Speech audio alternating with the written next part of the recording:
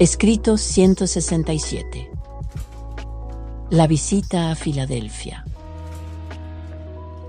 A lo largo de este periodo de ministerio en Perea, cuando se menciona que Jesús y los apóstoles visitaron varias localidades donde se encontraban trabajando los 70, es bueno recordar que, como regla general, solo 10 apóstoles lo acompañaban, puesto que era costumbre dejar por lo menos a 2 de los apóstoles en Pella para que predicaran a la multitud. Al prepararse Jesús para seguir viaje a Filadelfia, Simón Pedro y su hermano Andrés regresaron al campamento de Pella para enseñar a la gente allí reunida. Cuando el maestro dejaba el campamento de Pella para recorrer Perea, no era infrecuente que lo siguieran entre 300 y 500 de los acampantes. Cuando llegó a Filadelfia, iba acompañado por más de 600 seguidores. Ningún milagro había ocurrido durante la reciente gira de predicación a través de la Decápolis, y a excepción de la cura de los 10 leprosos, hasta ese momento no había habido milagro alguno en esta misión en Perea. Este era un período en el que el Evangelio se proclamaba con pleno poder, sin milagros, y la mayor parte del tiempo sin la presencia personal de Jesús ni tampoco de sus apóstoles. Jesús y los 10 apóstoles llegaron a Filadelfia el miércoles 22 de febrero y pasaron el jueves y el viernes descansando de sus recientes viajes y labores.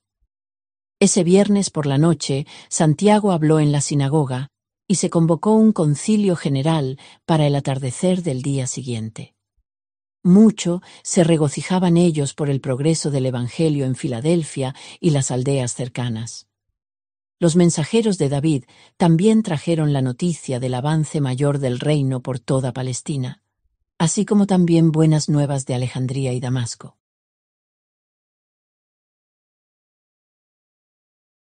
1. El desayuno con los fariseos.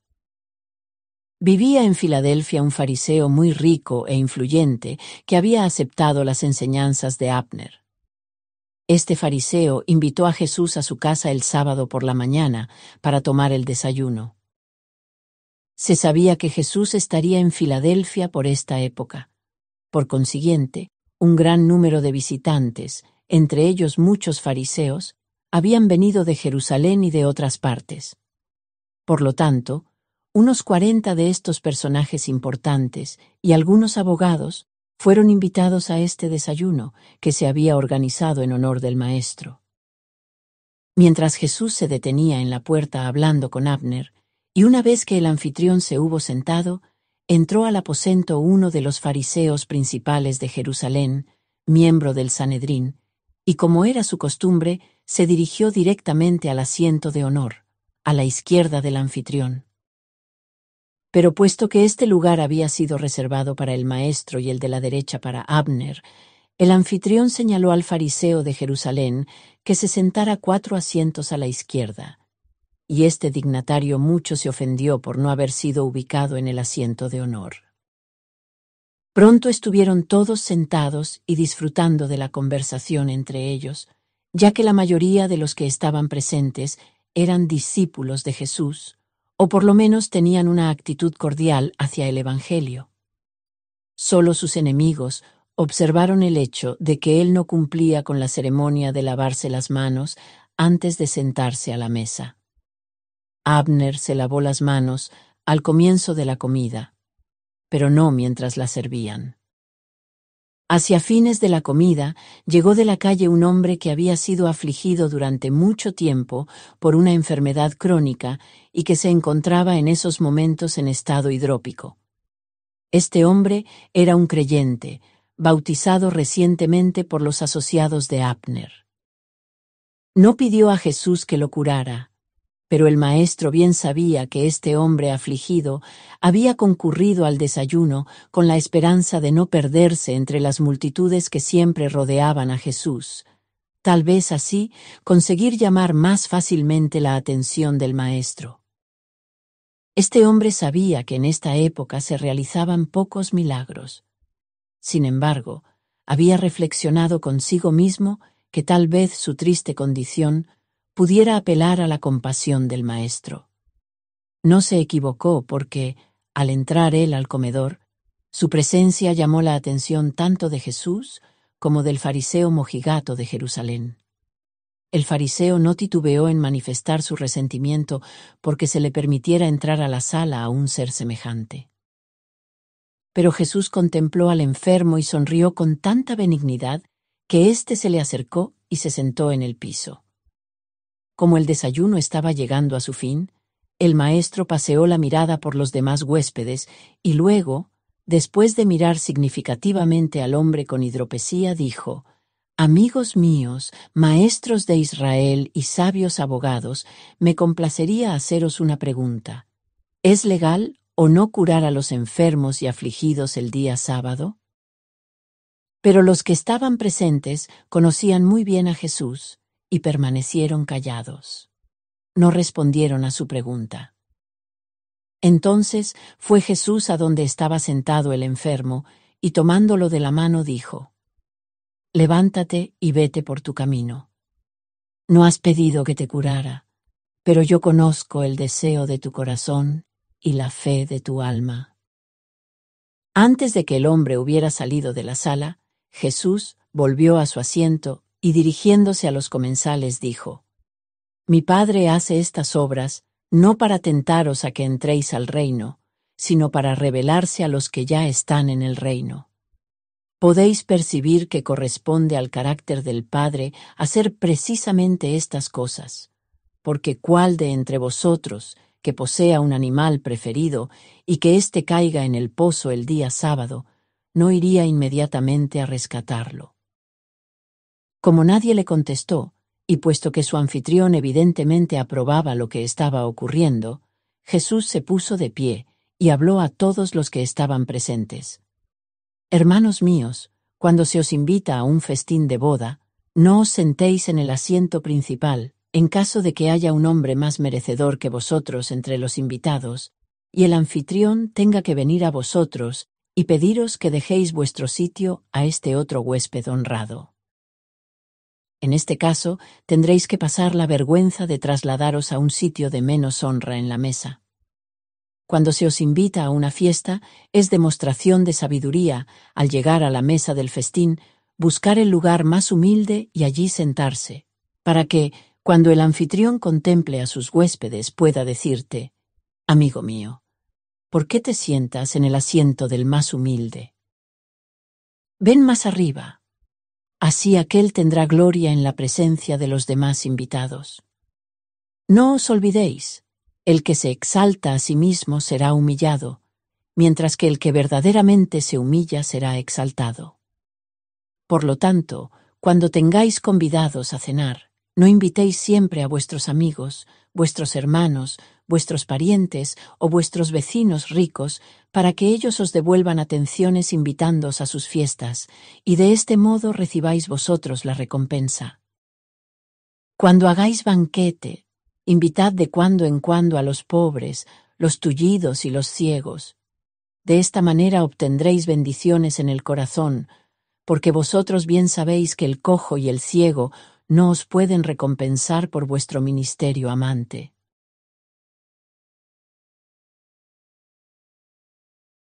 2.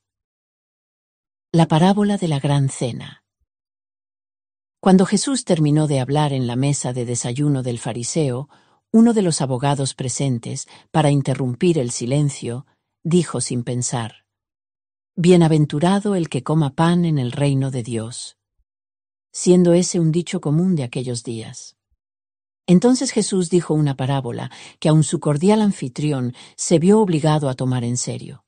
Dijo: «Cierto gobernante hizo una gran cena, y habiendo invitado a muchos huéspedes, despachó a sus siervos a la hora de la cena para decir a los convidados: «Venid, pues ya está todo listo». Y todos a la vez empezaron a excusarse. El primero dijo: «Acabo de comprar una hacienda y necesito ir a verla, os ruego que me excuséis». Otro dijo: «Compré 5 yuntas de bueyes y voy a recibirlas, os ruego que me excuséis». Otro dijo: «Soy recién casado y por lo tanto no puedo acudir». Así pues, los siervos volvieron y comunicaron esto a su amo.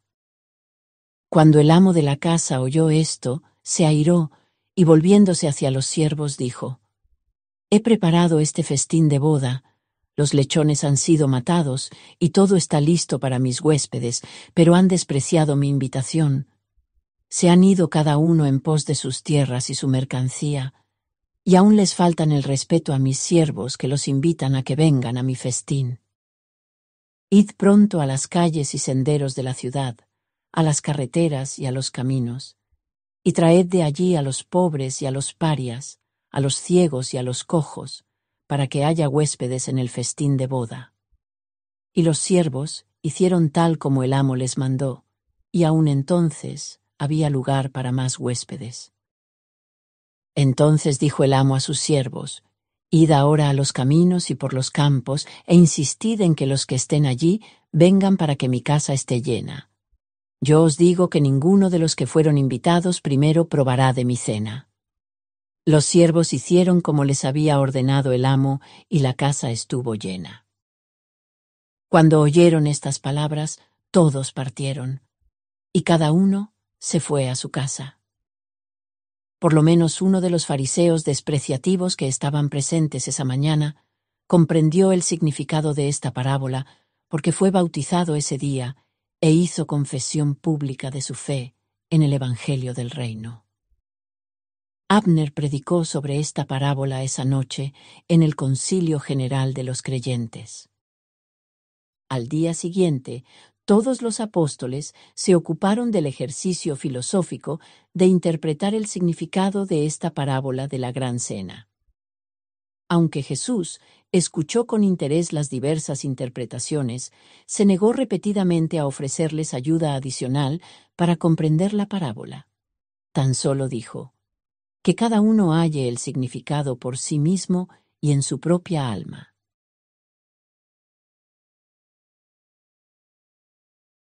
3. La mujer con el espíritu de enfermedad.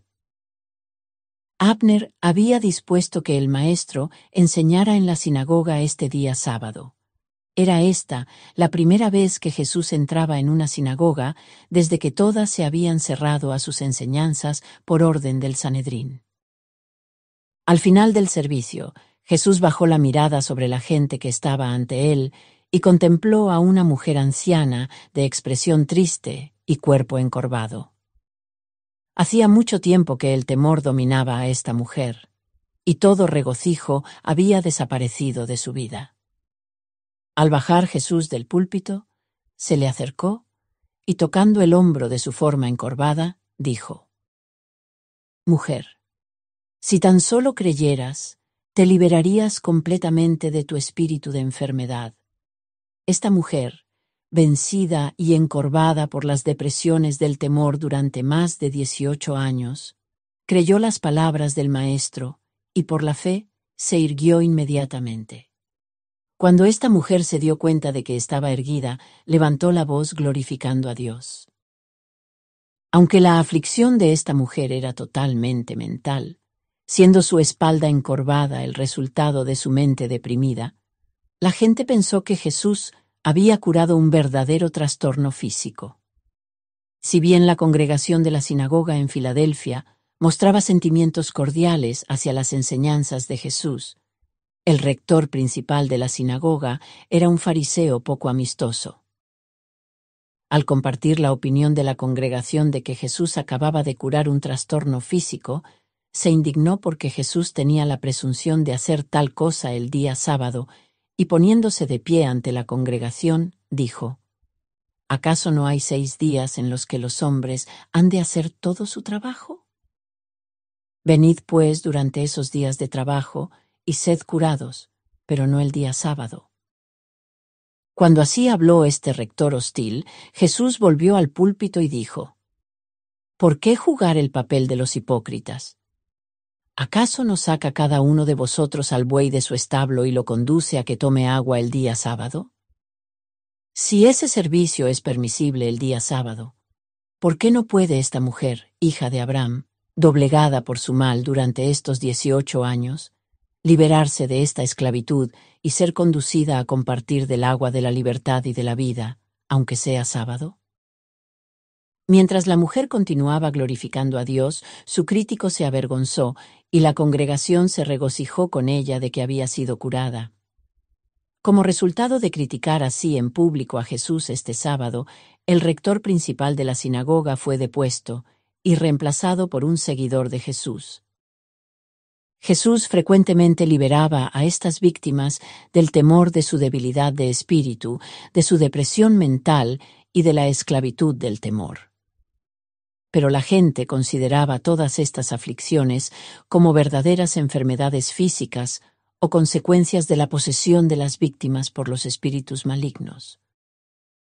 Jesús enseñó nuevamente en la sinagoga el domingo, y Abner bautizó muchos al mediodía de ese día en el río que fluía al sur de la ciudad. Al día siguiente, Jesús y los 10 apóstoles hubieran empezado el viaje de vuelta al campamento de Pella, de no ser por la llegada de uno de los mensajeros de David, quien trajo un mensaje urgente a Jesús de sus amigos en Betania, cerca de Jerusalén.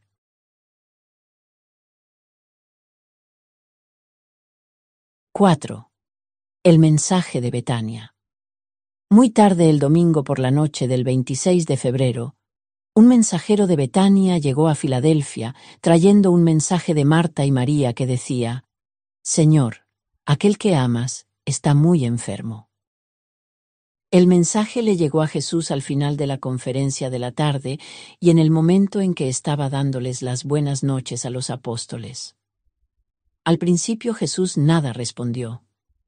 Entonces se produjo uno de aquellos extraños interludios, un período en el cual parecía estar en comunicación con algo que estaba fuera de él y más allá de él. Luego, levantando la vista, se dirigió al mensajero, al alcance del oído de los apóstoles, diciendo: «Esta enfermedad no es en realidad para muerte. No dudéis que será para glorificar a Dios y exaltar al Hijo». Jesús les tenía mucho cariño a Marta, María y a su hermano Lázaro.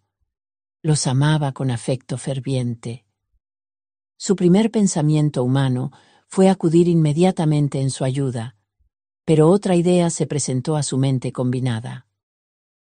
Casi había perdido la esperanza de que los líderes judíos de Jerusalén aceptaran el reino, pero él aún amaba a su pueblo, y se le ocurrió en este momento un plan, mediante el cual los escribas y fariseos de Jerusalén tendrían otra oportunidad más de aceptar sus enseñanzas, y decidió, de acuerdo con la voluntad del Padre, hacer de este último llamado a Jerusalén la obra de exteriorización más profunda y estupenda de toda su carrera terrenal.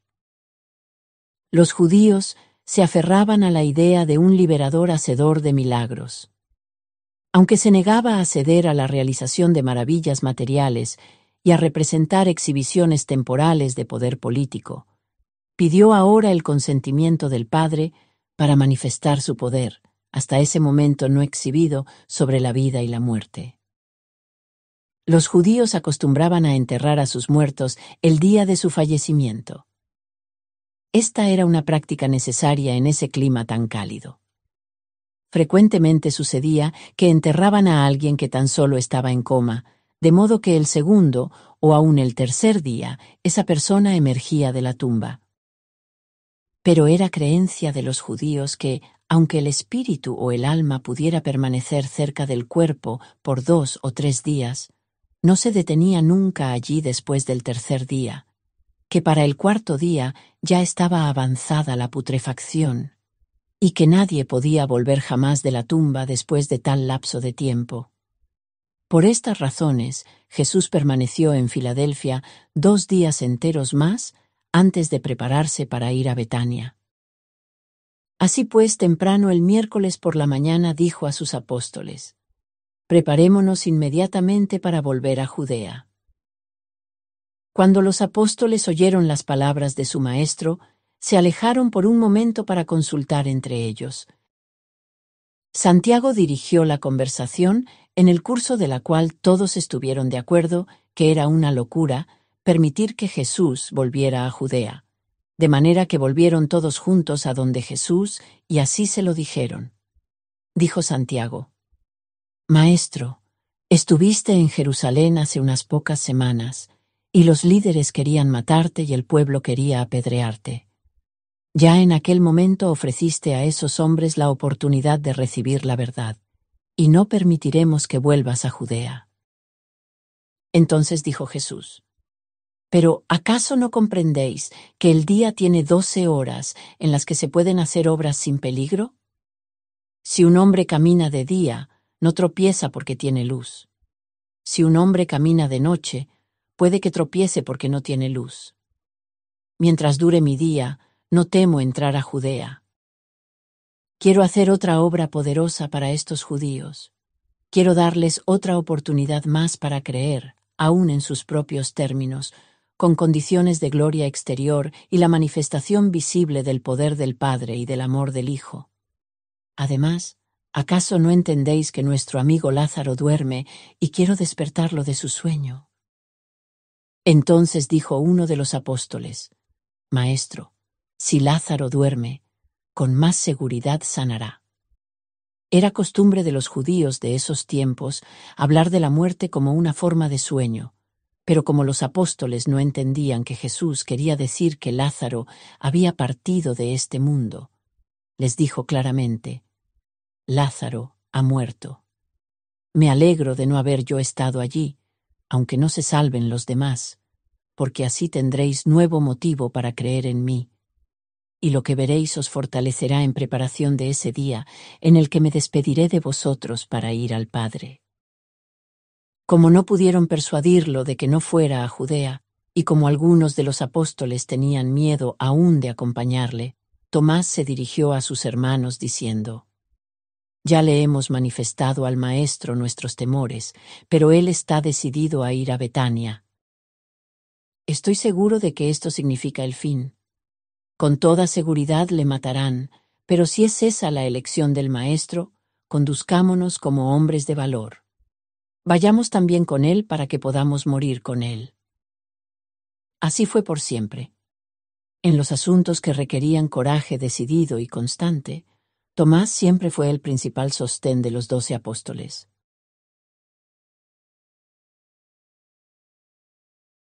5. En el camino a Betania. Camino a Judea, Jesús iba seguido de un grupo de casi 50 amigos y enemigos.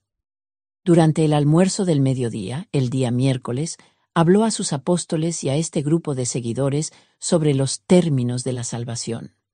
Y al fin de esta lección relató la parábola del fariseo y el publicano, un recolector de impuestos. Dijo Jesús: Veis pues que el Padre otorga salvación a los hijos de los hombres, y esta salvación es un don para todos los que tienen la fe necesaria para recibir la filiación en la familia divina. No hay nada que el hombre pueda hacer para merecer esta salvación. Las obras de mojigatería no compran el favor de Dios, las oraciones públicas no expían la falta de fe viviente en el corazón.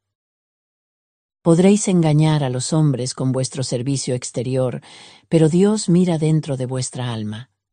Lo que yo os digo está bien ilustrado por 2 hombres que fueron a orar al templo, el uno un fariseo y el otro un publicano. El fariseo estuvo de pie y oró para sí mismo: Dios, doy gracias porque no soy como los demás hombres, que son extorsionadores, ignorantes, injustos, adúlteros, o aún como este publicano. Yo ayuno 2 veces por semana. Doy diezmos de todo lo que gano. Pero el publicano, parado a la distancia, ni siquiera se atrevió a levantar los ojos al cielo, sino que golpeándose el pecho dijo: Dios, ten compasión de este pecador. Yo os digo que el publicano se fue a casa con la aprobación de Dios, más bien que el fariseo, pues el que se exalta a sí mismo será humillado, pero el que se humilla será exaltado. Esa noche en Jericó, los fariseos hostiles trataron de hacer caer al Maestro en una trampa, enredándolo en discusiones sobre el matrimonio y el divorcio, así como lo habían hecho otros cierta vez en Galilea. pero Jesús hábilmente evitó sus esfuerzos de ponerlo en conflicto con sus leyes relativas al divorcio. Así como el publicano y el fariseo ilustraban la buena religión y la mala religión, sus prácticas de divorcio servían para contrastar las mejores leyes matrimoniales del código judío con la laxitud condenable de la interpretación farisea de estos estatutos mosaicos del divorcio. El fariseo se juzgaba a sí mismo por la norma más baja, el publicano se medía por el ideal más alto. La devoción, para el fariseo, era una manera de inducir una inactividad santurrona y la confianza en una falsa seguridad espiritual. La devoción, para el publicano, era una manera de estimular el alma a la comprensión de la necesidad de arrepentimiento, confesión y aceptación, por la fe, del perdón misericordioso. El fariseo buscaba justicia, el publicano buscaba misericordia. La ley del universo es: pide y recibirás, busca y encontrarás. Aunque Jesús se negó a participar en controversias con los fariseos sobre el divorcio, sí proclamó una enseñanza positiva de los ideales más altos del matrimonio. Exaltó el matrimonio como la relación más elevada e ideal de todos los enlaces humanos.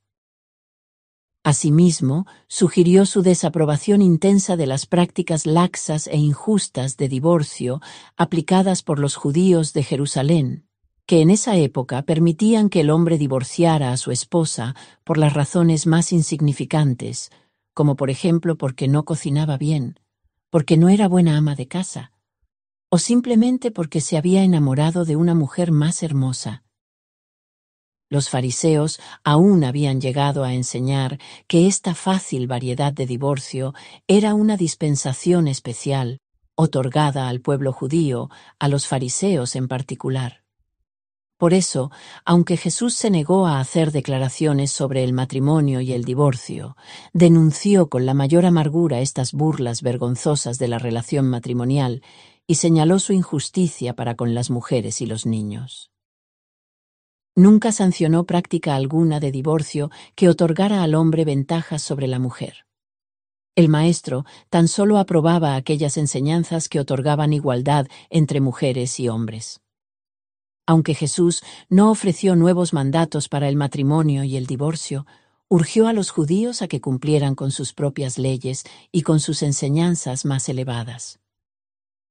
Apeló constantemente a las Escrituras en su esfuerzo por mejorar las prácticas de ellos en estos asuntos sociales. Jesús supo subrayar los conceptos más elevados e idealistas del matrimonio, evitando hábilmente el debate con sus interrogadores sobre las prácticas sociales representadas tanto por las leyes escritas como por sus muy amados privilegios de divorcio. Era muy difícil para los apóstoles comprender la renuencia del Maestro a hacer declaraciones positivas sobre los problemas científicos, sociales, económicos y políticos. No entendían plenamente que su misión terrenal estaba exclusivamente dedicada a la revelación de las verdades espirituales y religiosas. Después de hablar Jesús así sobre el matrimonio y el divorcio, más tarde, esa noche, sus apóstoles le hicieron privadamente muchas preguntas adicionales, y las respuestas a estas preguntas liberaron la mente de ellos de muchas interpretaciones incorrectas. Al final de esta conferencia Jesús dijo: «El matrimonio es loable, y todos los hombres lo deberían desear. El hecho de que el Hijo del Hombre cumpla solo su misión terrenal no debe de ninguna manera reflejarse en forma negativa sobre la deseabilidad del matrimonio. Es voluntad del Padre que yo trabaje de esta manera, pero el mismo Padre ha ordenado la creación del hombre y de la mujer, y es voluntad divina que los hombres y las mujeres encuentren su servicio más elevado y regocijo consiguiente en el establecimiento del hogar, para recibir y criar a los hijos, en cuya creación estos padres se asocian con los hacedores del cielo y de la tierra».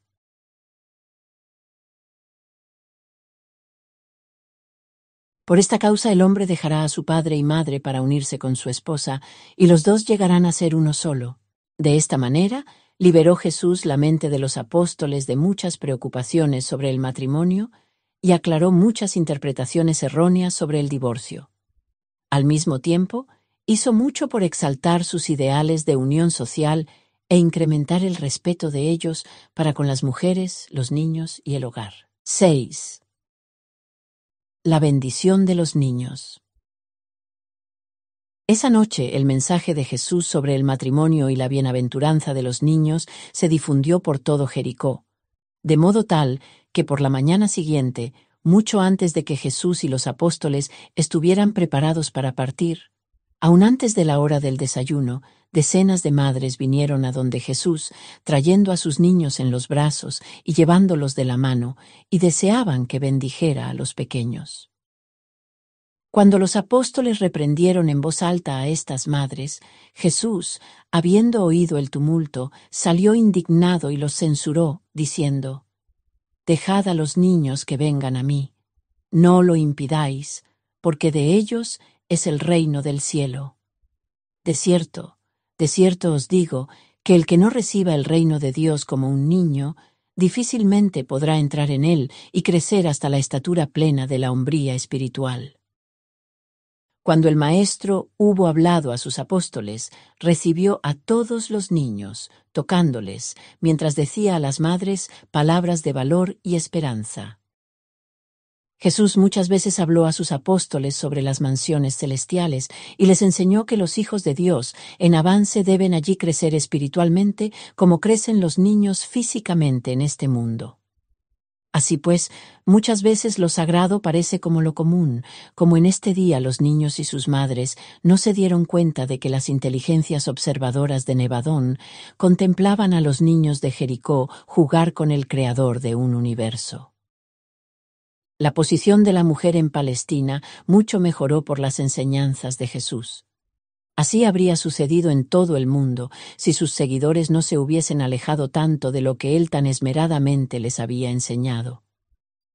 Fue también en Jericó, en relación con una conversación sobre la temprana capacitación religiosa de los niños en los hábitos de adoración divina, donde Jesús explicó a sus apóstoles el gran valor de la belleza como influencia que estimula a adorar, especialmente con los niños.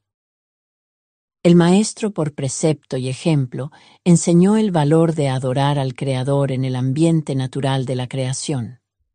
Prefería comunicarse con el Padre Celestial en los bosques y rodeado por las criaturas más bajas del mundo natural. Se regocijaba de contemplar al Padre a través del espectáculo inspirador de los reinos llenos estelares de los hijos creadores. Cuando no sea posible adorar a Dios en los tabernáculos de la naturaleza, el hombre debería proveer edificios bellos, santuarios de atrayente sencillez y belleza artística para que pueda despertarse la más alta de las emociones humanas, asociada con un enfoque intelectual a la comunión espiritual con Dios. La verdad, la belleza y la santidad son auxilios poderosos y eficaces para la verdadera adoración. Pero la comunión espiritual no se estimula meramente con los adornos masivos y el embellecimiento exagerado de un arte humano elaborado y ostentoso. La belleza es tanto más religiosa cuanto más sencilla y semejante a la naturaleza sea.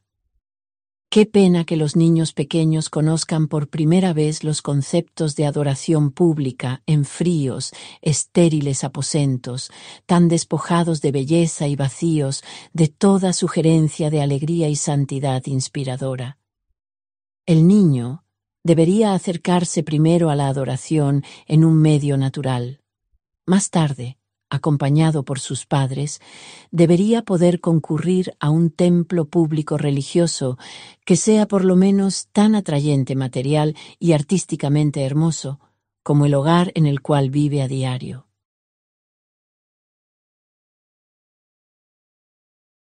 7. La conversación sobre los ángeles.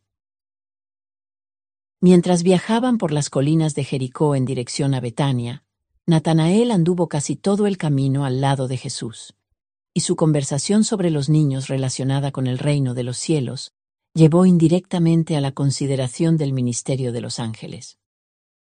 Natanael finalmente le hizo al maestro esta pregunta: puesto que el sumo sacerdote es un saduceo, y puesto que los saduceos no creen en los ángeles, ¿qué debemos enseñar al pueblo sobre los ministros celestiales? Entonces, entre otras cosas, Jesús dijo: las huestes angélicas son una orden separada de seres creados. Son enteramente diferentes de la orden material de las criaturas mortales, y funcionan como un grupo destacado de inteligencias universales. Los ángeles no pertenecen a ese grupo de criaturas llamados en las Escrituras hijos de Dios. Tampoco son ellos los espíritus glorificados de hombres mortales que han seguido en su progresión por las mansiones en lo alto. Los ángeles son una creación directa y no se reproducen. Las huestes angélicas tienen tan solo un parentesco espiritual con la raza humana. A medida que el hombre avanza en su viaje hacia el Padre en el paraíso, atraviesa un estado de ser que en algún momento es análogo al estado de los ángeles, pero el hombre mortal nunca se convierte en un ángel. Los ángeles no mueren nunca como muere el hombre. Los ángeles son inmortales a menos que al azar se envuelvan en el pecado, así como lo hicieron algunos de ellos con el engaño de Lucifer. Los ángeles son los siervos espirituales en el cielo, y no lo saben todo ni son todopoderosos. Pero todos los ángeles leales son verdaderamente puros y santos. ¿Acaso no recordáis que yo os he dicho ya una vez que si vuestros ojos espirituales estuvieran ungidos, podríais ver los cielos que se abren y contemplar los ángeles de Dios que ascienden y descienden? Es mediante el ministerio de los ángeles, mediante el que un mundo puede estar en contacto con otros mundos. Porque, ¿acaso no os he dicho repetidamente que tengo otras ovejas que no son de este redil? Estos ángeles no son los espías del mundo espiritual que os vigilan, y luego van al Padre y le dicen los pensamientos de vuestro corazón y cuentan sobre las acciones de la carne. El Padre no necesita tal servicio porque su propio espíritu habita en vosotros. Pero estos espíritus angélicos funcionan para mantener informada una parte de la creación celestial sobre los acontecimientos de otras partes remotas del universo. Y muchos de los ángeles, mientras funcionan en el gobierno del Padre y los universos de los hijos, son asignados al servicio de las razas humanas. Cuando os enseñé que muchos de estos serafines son espíritus ministrantes, no os hablé en lenguaje figurativo ni en términos poéticos. Y todo esto es verdad, sea cual fuera tu dificultad en comprender estos asuntos. Muchos de estos ángeles se ocupan de la obra de salvar a los hombres, porque ¿acaso no os he dicho de la felicidad seráfica cuando un alma elige abandonar el pecado y comienza a buscar a Dios? Incluso os dije de la alegría en presencia de los ángeles del cielo por un pecador que se arrepiente, indicando así la existencia de otras órdenes superiores de seres celestiales, que también se preocupan por el bienestar espiritual y el progreso divino del hombre mortal. También estos ángeles se ocupan por los medios, mediante los cuales el espíritu del hombre es liberado de los tabernáculos de la carne y su alma es escoltada a las mansiones en el cielo. Los ángeles son los guías certeros y celestiales del alma del hombre, durante ese período desconocido y de tiempo indefinido que ocurre entre la muerte de la carne y la nueva vida en las moradas espirituales. Habría hablado más con Natanael sobre el ministerio de los ángeles, pero fue interrumpido por la llegada de Marta, quien había recibido información de que el Maestro se estaba acercando a Betania. Esta información provenía de amigos que le habían visto ascender las colinas hacia el este. Por eso ella ahora se daba prisa para recibirlo.